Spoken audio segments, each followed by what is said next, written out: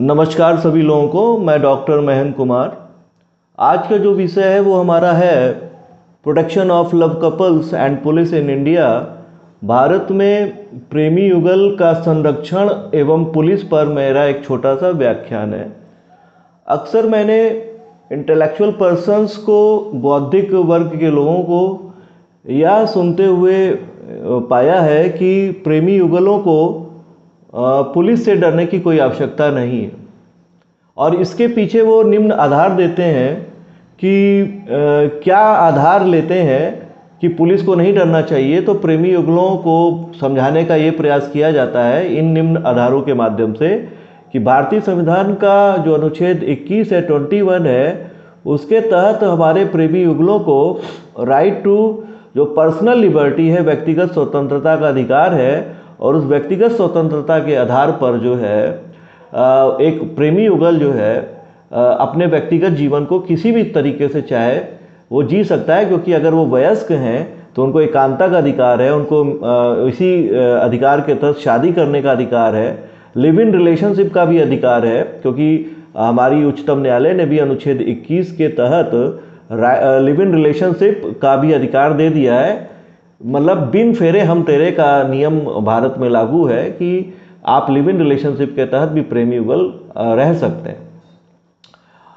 तो इसका एक अनुच्छेद 21 का आधार दिया जाता है, और फिर उसके बाद जो है प्रेमी युगलों को ये भी बताया जाता है कि हमारे यहाँ जो आईपीसी की धारा सेक्शन 497 है, जो कि एडल्ट्री को बताती है, जारता को बताती है। जारता का मतलब ये है कि अगर आप किसी दूसरे की पुरुष की विवाहित महिला को अगर आप अपनी इच्छा अनुसार, अगर वो भी चाहती है, स्वेच्छा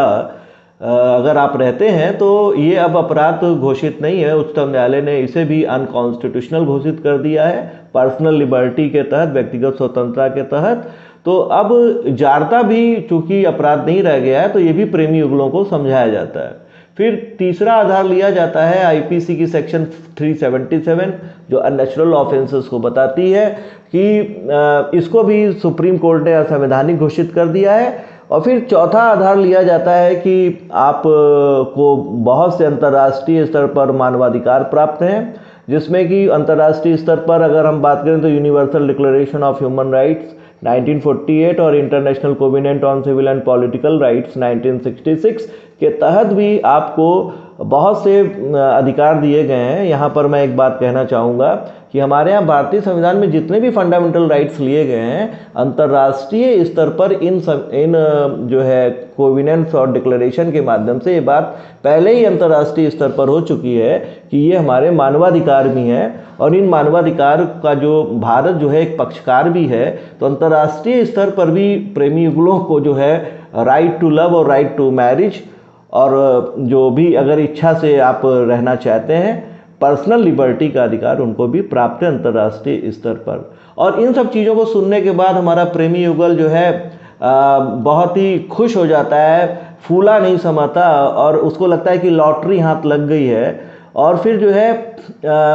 इन आधारों के आधार पर जो है वो जो है ये समझता है कि हमारी जो लिबर्टी है वो एक लाइसेंस की तरह है, और हम अब तो जैसे चाहे वैसे रह सकते हैं। तो मैं उनकी बातों से पूरी तरीके से सहमत हूँ कि एक लव कपल्स जो है, अगर वो मेजर है, 18 साल से अधिक के हैं, तो वो अपने जीवन को, व्यक्तिगत जीवन को जैसे चाहें एंजॉय कर सकते हैं। लेकिन ये सिक्के का एक पहलू है, और हर एक सिक्के के दो पहलू होते हैं, two sides of the same coin होता है। तो अभी जितनी भी बात हुई वो एक सिक्के का एक पहलू है, दूसरा पहलू भी आपको समझना पड़ेगा, क्योंकि अगर आप इस दूसरे पहलू को नहीं समझेंगे तो आप दिक्कत में आ सकते हैं, और जो है पुलिस अथॉरिटीज़ आपको जो है परेशान कर सकती है। तो मीटिंग पॉइंट्स क्या होते हैं ये आपको समझना है कि प्रेमी युगल के मीटिंग्स पॉइंट क्या होते हैं। तो पहला जो मीटिंग का जो प्लेस होता है वो होता है पब्लिक प्लेस, लोक स्थान। तो पब्लिक प्लेस पर यदि आप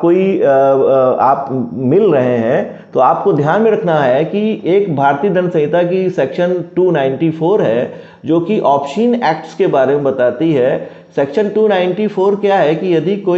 कोई भी व्यक्ति पब्लिक प्लेस पर, लोक स्थान पर, यदि कोई ऑब्स्सीन एक्ट, अश्लील कार्य कर रहा है, और उस अश्लील कार्य करने से दूसरे लोगों को यदि जो है अनॉयंस होता है, क्षोभ उत्पन्न होता है या वो अनकंफर्टेबल अपने आप को महसूस करते हैं दूसरे लोग, तो आप जो है इस धारा के तहत अपराध कर रहे हैं। और ऑप्शन एक्ट में क्या होता है कि मान लीजिए पब्लिक प्लेस है, रेलवे स्टेशन है, बस स्टेशन है, या होटल का कोई रेस्टोरेंट है, या यूनिवर्सिटी के प्लेस हैं, या किले बहुत बने हैं, फोर्ट बहुत बने हैं, उसमें प्रेमी युगल अक्सर बैठे रहते हैं। तो उसमें ऑब्स्सीन एक्ट का मतलब ये है कि मान लीजिए आपने किसिंग करी है, या आपने जो है एक दूसरे से लिपटे हुए हैं, या आप थोड़ा बहुत न्यूडिटी अवस्था में है, नग्नावस्था में है थोड़ा बहुत, तो ऐसी स्थिति में आप पर सेक्शन 294 की धारा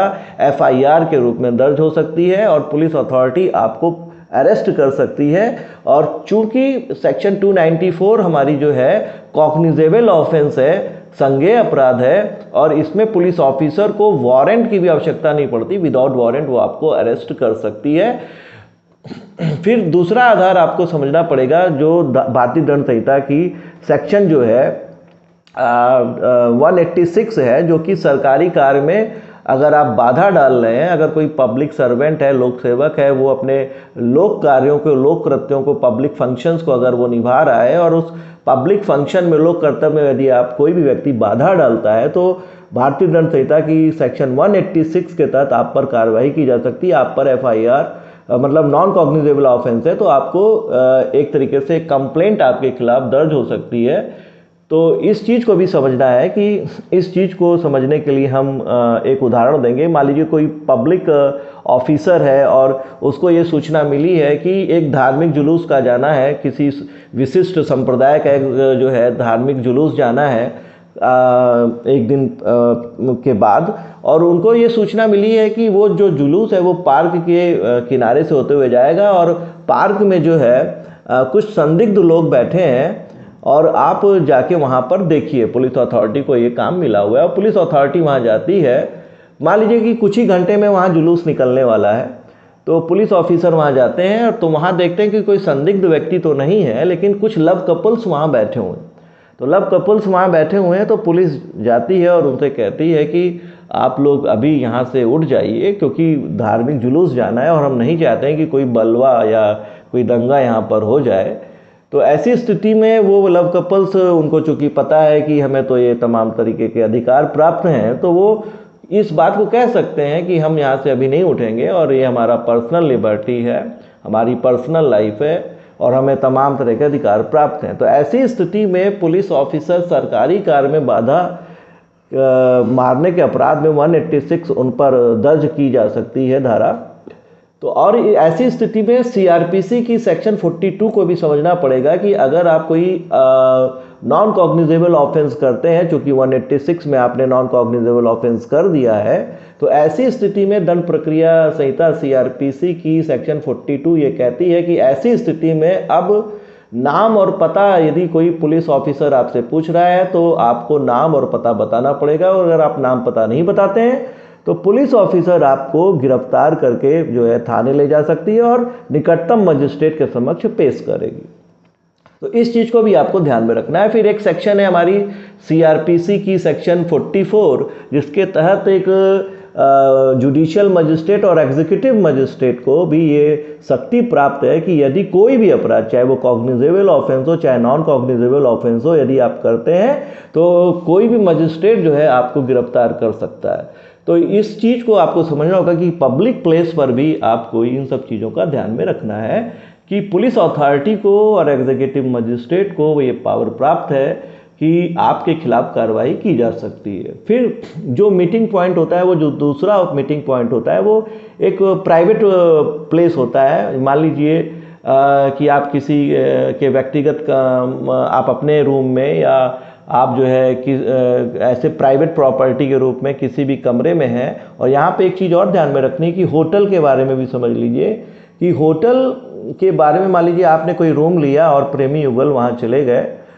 तो निश्चित रूप से उनको राइट टू प्राइवेसी है, वो उस होटल में रह सकते हैं। और ऐसा कोई नियम नहीं है कि होटल वाले इस आधार पर उनको मना कर दें कि वो अनमैरिड हैं और कमरा देने से मना कर दें, लेकिन आपको वहाँ उस होटल के जो रजिस्टर में आपको सही एंट्री देनी होगी, अगर आप संबंध में लिव इन रिलेशनशिप लिख देते हैं तो आपके लिए काफ़ी उचित होगा। अगर आपने वहाँ पे एंट्री हस्बैंड एंड वाइफ की कर रखी है तो आपके लिए दिक्कत उत्पन्न होगी, क्योंकि आपने आइडेंटिफिकेशन में आपने गलती करी है, मिस रिप्रेजेंटेशन आप कर रहे हैं एक तरीके से। तो ये एक जो है ऑफेंस की कैटेगरी में भी एक जो है रिलीवेंट फैक्ट माना जाता है, सुसंगत तथ्य माना जाता है। तो जब आप होटल में, आपको ध्यान रखना है कि आप जैसे ही होटल में चेक इन करते हैं, जैसे ही आप होटल में के कमरे को बुक करते हैं और आप उसमें होटल में जाते हैं, तो वहाँ की जो पब्लिक फैसिलिटी है होटल की, जो लोक सेवा है वो निजी सेवा में, प्राइवेट फैसिलिटीज़ में बदल जाती है। और अब होटल वालों को भी आपके कमरे में बिना आवश्यक कारण के हस्तक्षेप करने का अधिकार नहीं है, और यदि वो ऐसा करते हैं तो होटल के लोग, कर्मचारी, मालिक भी इसके लिए दायी हैं। तो कहने का मतलब है कि होटल में आपका जब कमरा बुक हो जाता है तो एक आपकी एक तरीके से प्राइवेट प्लेस हो जाता है, और वहाँ की जो पब्लिक सर्विस है होटल की वो प्राइवेट फैसिलिटीज़ में बदल जाती है। तो बिना किसी कारण के हस्तक्षेप आपके कमरे में नहीं कर सकते हैं। लेकिन आपको एक चीज़ ध्यान रखनी है कि होटल में क्या होता है, पुलिस अथॉरिटीज़ आपके पास क्या शक्ति है, वो सबसे पहले इस बात को वेरीफाई करेंगे कि आपने होटल में सही एंट्रीज की है कि नहीं की है। और उसके बाद एक अधिनियम का नाम है इमोरल ट्रैफिक प्रिवेंशन एक्ट 1956, जिसके तहत जो है वैश्यालय और वैश्यावृत्ति का जिसमें जिक्र है, और यदि कोई व्यक्ति कॉमर्शियल पर्पस से जो है सेक्सुअल इंटरकोर्स या शारीरिक संबंध बनाता है तो ये इमोरल ट्रैफिक जो है प्रिवेंशन एक्ट उस पर आरोपित किया जाएगा। और वो होटल भी एक, मान लीजिए अगर उसमें होटल वाले भी इन्वॉल्व हैं तो ब्रॉदल, वैश्यालय के रूप में वो कमरा मान लिया जाएगा। और अगर आप वहाँ पर कोई पैसा पाया जाता है, अमूमन जब कोई लव कपल्स जाता है तो जेब में पैसा होता ही है, तो वो उस पैसे को कॉमर्शियल पर्पस का भी दिखा सकते हैं और आप पर ये अधिनियम के तहत भी आप पर कार्रवाई की जा सकती है। तो इन सब चीज़ों को भी आपको ध्यान में रखना है। और यदि प्रेमी युगल ये कहता है कि हम पब्लिक प्लेस पर या प्राइवेट प्लेस पर हम ऐसी कोई हरकत नहीं कर रहे थे, ना हम कॉमर्शियल पर्पस से प्राइवेट प्लेस पे गए, ना हम पब्लिक प्लेस पर कोई अश्लील हरकत कर रहे थे, तो ये